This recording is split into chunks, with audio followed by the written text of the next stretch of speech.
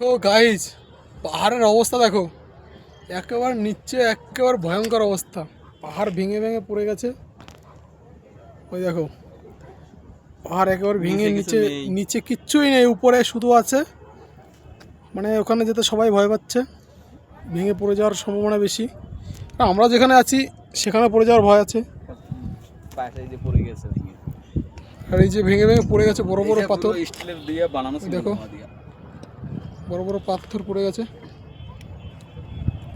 আর দেখো কি কুয়াশা, ম্যাগ, সব ম্যাগ।